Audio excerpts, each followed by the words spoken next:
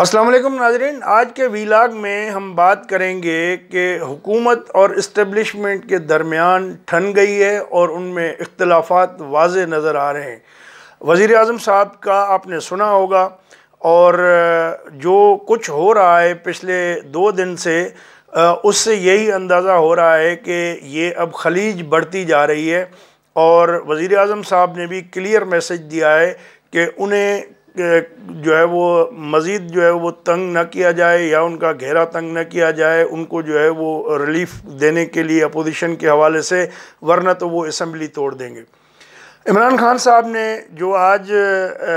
خطاب کیا، جو سوالات کے جواب دیے پبلک کے لوگوں کے،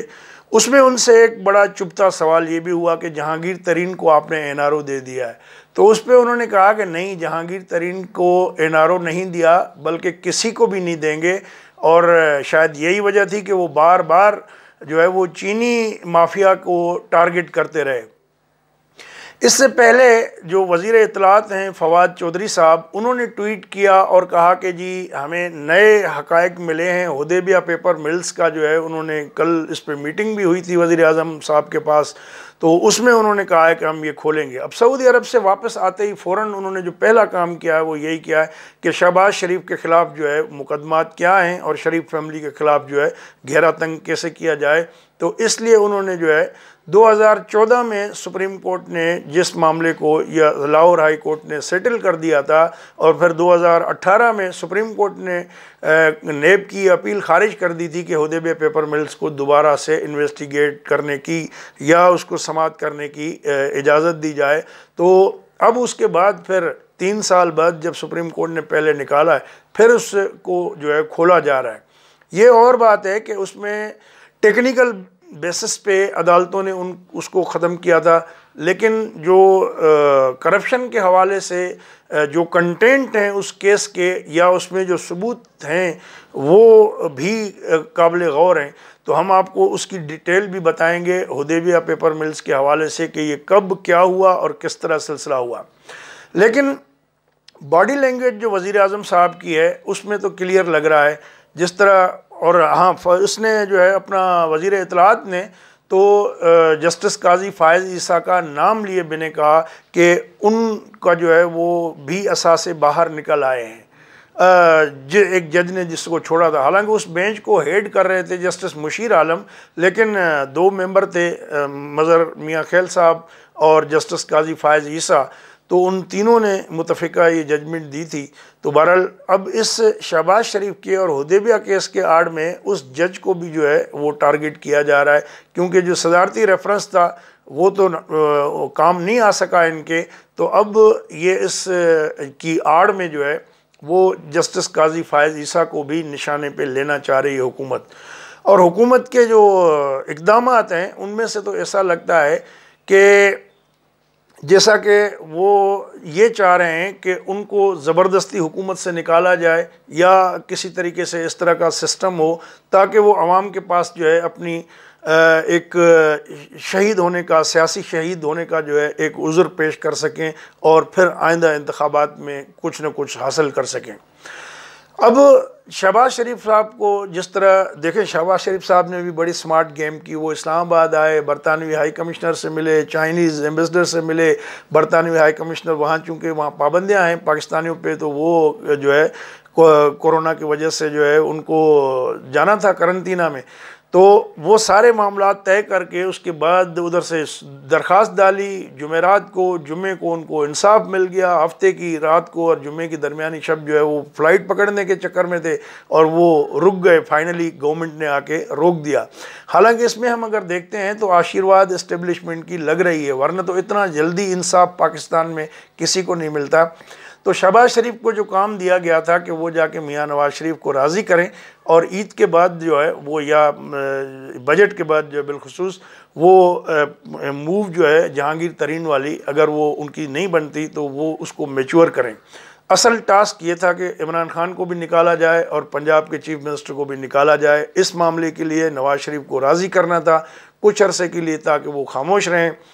تو یہ پلان تھا۔ تو ظاہر ہے کہ عمران خان کیسے چاہیں گے کہ جی یہ پلان جو ہے وہ کامیاب ہو جائے، تو لہٰذا انہوں نے اس پہ اب مدعا ڈال دیا کہ جی یہ ایسا ہونے نہیں دیں گے۔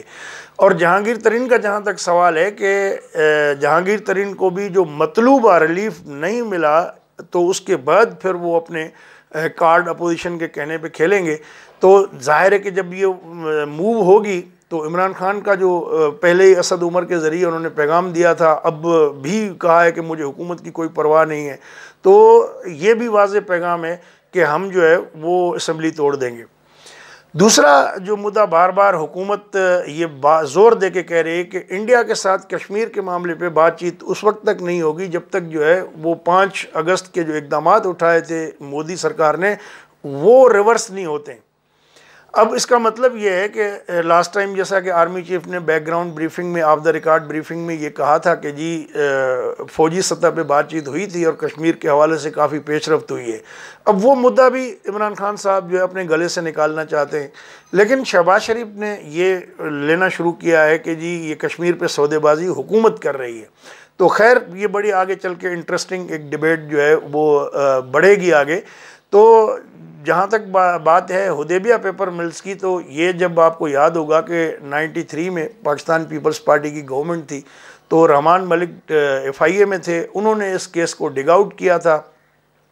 اور وہ جو قاضی فیملی تھی اس میں جس کے اکاؤنٹ یوز ہوئے تھے اسحاق ڈار نے کیے تھے بے نامی اکاؤنٹ، اس قاضی فیملی کا رحمان ملک نے جو اس وقت ڈھنڈورا پیٹا تھا، مجھے اچھے طریقے سے یاد ہے 95 میں کہ اس نے یہ دعویٰ کیا تھا کہ قاضی فیملی نے انہیں دیا ہے انڈر اوتھ کہ ان کے اکاؤنٹ زبردستی یوز کیے گئے ہیں۔ اب وہ قاضی فیملی جو ہے ان کے پاس اسحاق ڈار رہتا رہا ہے وہاں پر جو ہے لندن میں، اور کافی ان کا اعتماد ہو گیا تھا، پھر وہ مسعود قاضی جو ہے وہ ان کو ایک فیملی ممبر سمجھتے تھے، ان کو جا کے پھر ملوایا 90s میں جا کے نواز شریف سے اور شہباز شریف سے، پھر ان کے اکاؤنٹ میں یہ پیسے گئے جو اسحاق ڈار نے پھر وعدہ معاف گواہ بھی بن گئے تھے مشرف کے دور میں سن 2000 میں اپریل میں، وہ جو انڈرٹیکنگ دی تھی اس میں یہ کہا تھا کہ یہ سارے ان کے جو بے نامی اکاؤنٹ تھے شریف فیملی کے وہ سنبھالتے تھے، اور وہاں سے پھر انہیں اچانک کہا گیا جنوری 98 میں کہ وہ جتنے بھی فارن کرنسی کے پیسے ہیں وہ کنورٹ کر کے حدیبیہ پیپر ملز کے اکاؤنٹ میں ٹرانسفر کیا جائے۔ جب وہ پیسے آ گئے، اب یہ 1.25 ارب روپے کی کہانی ہے، تو